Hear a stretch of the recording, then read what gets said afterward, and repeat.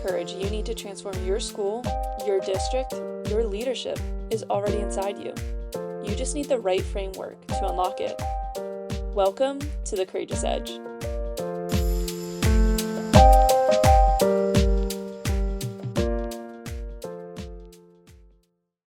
Welcome back to the Courageous Edge.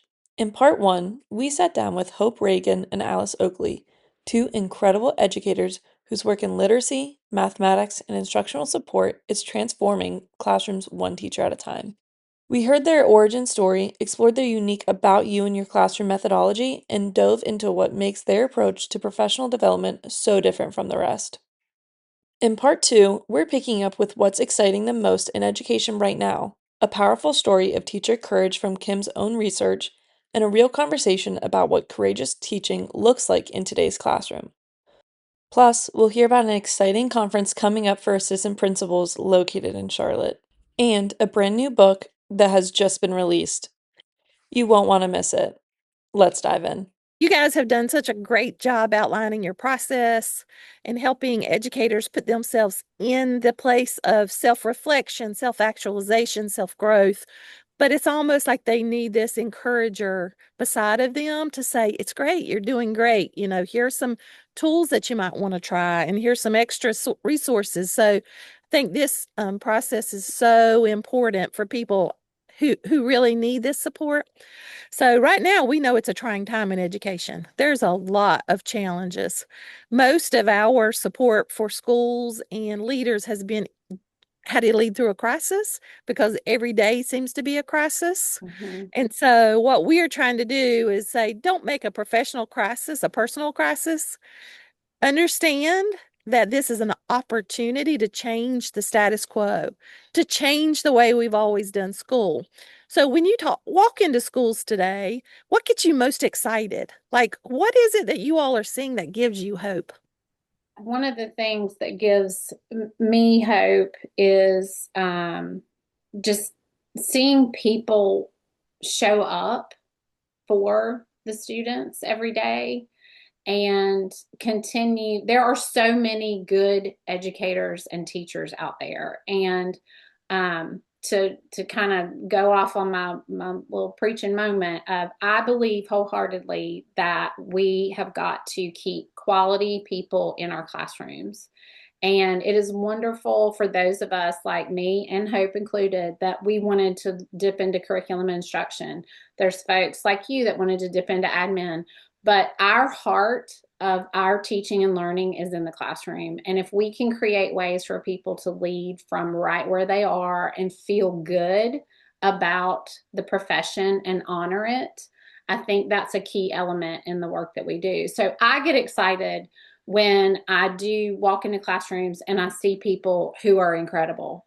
And they're absolutely doing the impossible almost every day with all the constraints, with time, energy, money, demands, all the stuff. And they are still showing up every single day doing the right thing. And so I get excited about that. And I will add that what I love, what I get excited about when I go into schools, this is more of a literal answer, but I love to see authenticity. So I love to see when instruction is aligning with what is going outside the schoolhouse. So I like to see children with books in their hands that they have chosen. I like to see the writing process going on. I get very excited when I find classrooms that are publishing books within their classroom. And sometimes, a teacher has found a site to publish in the Highlights magazine.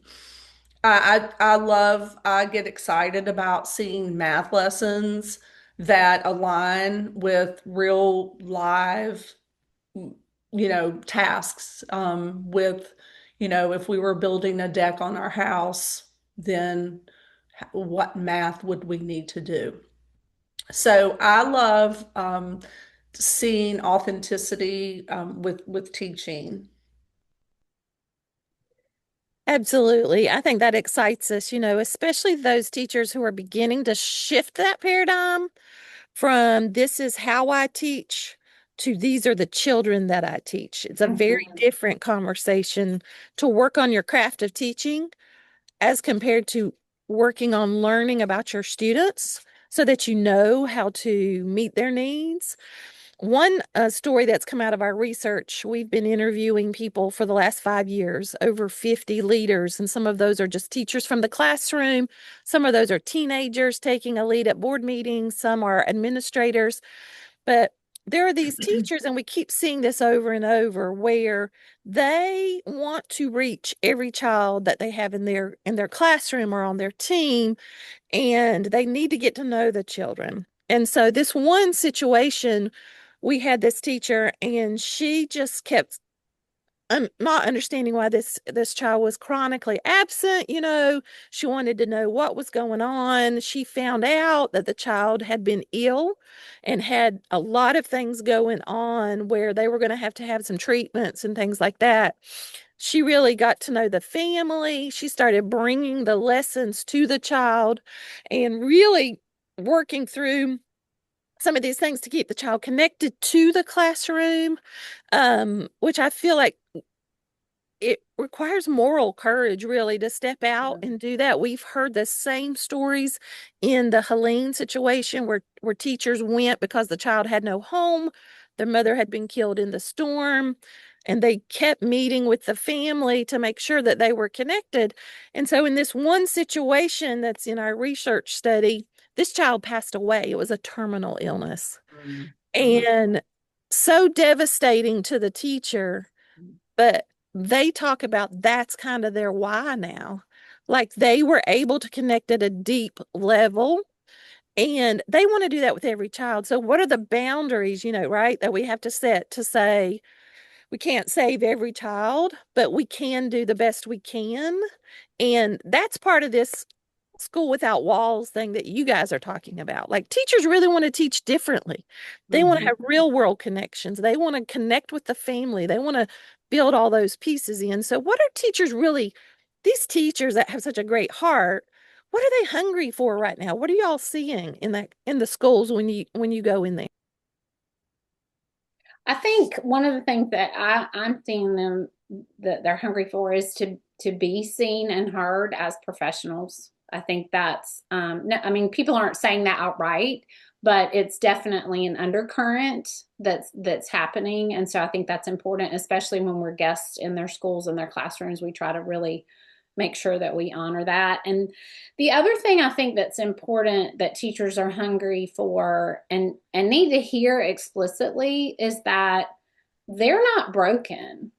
The professional learning systems, along with other systems, that's what's broken. The teachers themselves are not broken, but in many ways, I have a teacher I'm working with right now that she has internalized some of the most recent data, and she's really beat herself up over it. And I had to have an honest, authentic, professional conversation with her about this doesn't make you a bad human. This doesn't make you a failure. This doesn't negate all these incredible things that you've done with students through the years.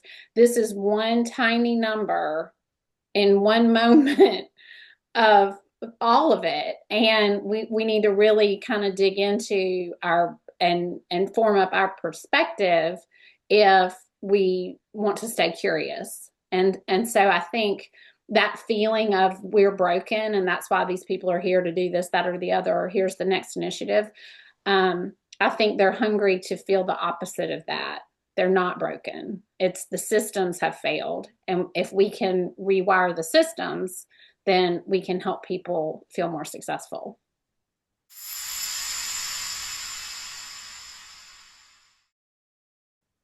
Yeah, absolutely. I think I see the same thing when I'm in schools because they are getting bashed as opposed to being the champions of the community. And they Right. really are the champions of the community. The things that are going on outside the school walls are not the responsibility of teachers. But what we do want to say to the teacher is when they're with you, it can be amazing and we can help with that. There's so many traumas that they're dealing with, or external factors, but when you talk to children, they'll say the one thing that mattered was going to school every day and being with my teacher. And That's so right. that's a tremendous responsibility. And it also takes tremendous courage. We're navigating challenges and advocacy and constant adaptation. So, along those same lines, what does courageous teaching really look like to you? And why is it worth it, right? Why would we ask teachers to begin to apprentice from other, um, you know, other areas? I have down in a school district that I work with in North Carolina, we have some nurses who are choosing to come into teaching as a profession. Why would you encourage someone to change careers or to get involved in education? Because I would say it's worth it. I loved every minute I was in the classroom, and I delayed going to work with adults because I loved working with children. But I also like working with adults. They're just a little bit more difficult sometimes. But why is it worth it? What does courageous teaching really look like? Why do we need them today? It's really important for us to begin to think about that. What would you say to educators who are questioning whether they should stay in the profession or whether they should choose teaching? Hope you want to take this one. Yes, I can definitely speak to this. I really believe in vulnerability, and I think that is a courageous teacher that can be vulnerable. I think that when we can model that, this is life and this is teaching and these are human beings, little and big, and we're going through it and not around it, then that means a lot. And within all that, I think you said it earlier, Kim, like failure takes place. And you have to tweak and you have to turn, but vulnerability, I think, is what helps you belong in a school and with a group, and see that this is, you're contributing to something bigger than yourself. Mhm. And then the other part of the question, I'm with you. I loved every minute of my teaching. I felt so free as a teacher. We hear from teachers that they feel so stuck. And I don't understand that, because there's so many grades to teach. There's so many subjects to teach. There's so many school, themes that you can go and teach. There's so many different types of leaders. There's just so many opportunities within education. So I have to like really listen with that, because I loved teaching and I'm still teaching to this day and I love it. I think that teaching is a ministry all in itself of doing good work. And so if you want to do good work and if you want to touch lives and you want to, leave a legacy, then teaching is the field where you could do that. And I think with the changing world and education right now, that human to human contact is more important than ever, and real conversations with people, big and little people, are very, very important. And the last thing, I think teaching is fun. Like, it's so fun. I mean, kids are fun, and they're, just quirky little individuals that will tell you anything, and you get to create as a teacher, and you get to move. Like, it's not a sedentary job. You get to move, and if you're, like me, I love learning. And so if you want to be a lifelong learner, then teaching is where you could do that. Yes, it is challenging, but I'm with you. I mean, the happiest place in the world can be in the classroom, Hmm. because every day is different. And you have all Yes. these children really dependent on you, and they just love learning. If you can get them motivated into something that's in their wheelhouse and find a way to connect with them, they're going to work really hard for you. And I think people have different conceptions of that. But I've never seen a classroom that you walked into that if you spent really good relationship with them for a few weeks and they Mhm. realize you care about them, they will do anything to grow and learn. And I just love that.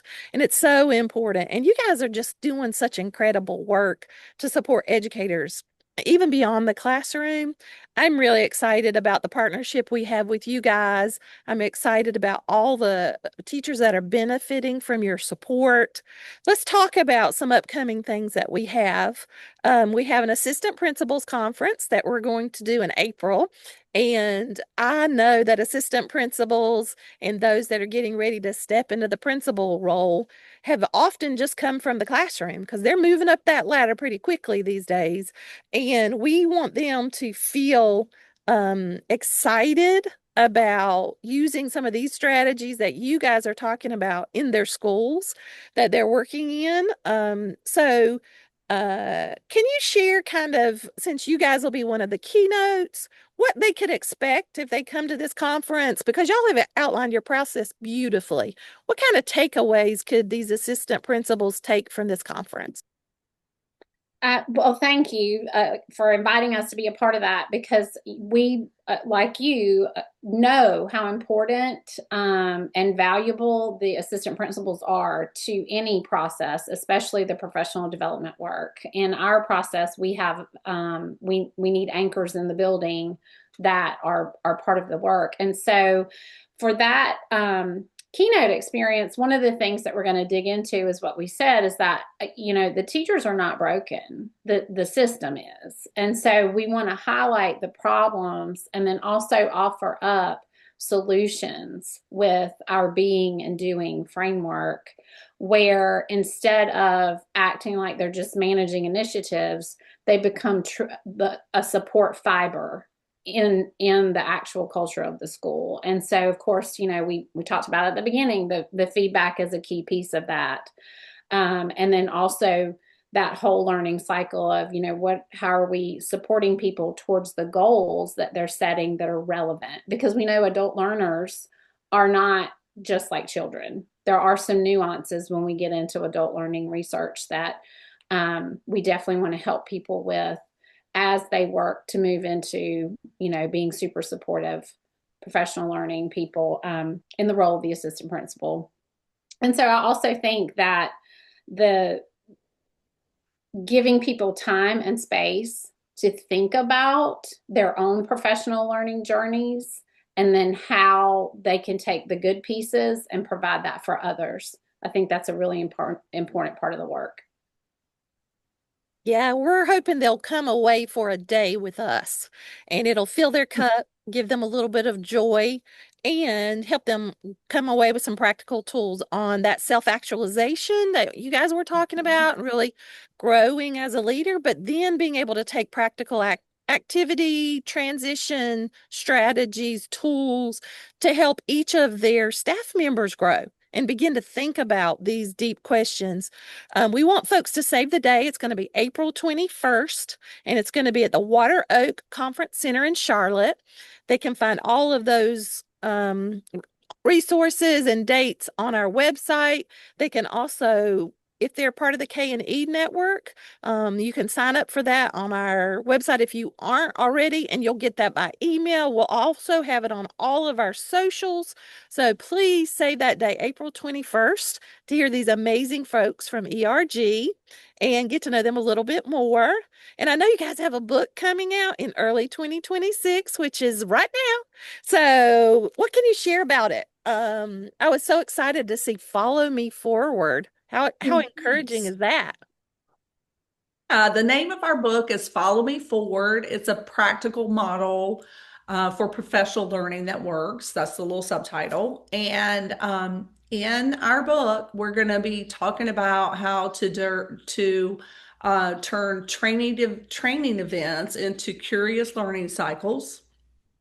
And we're going to be talking about how to take that isolation that teachers feel sometimes into a collaborative journey and generic professional development into meaningful professional learning.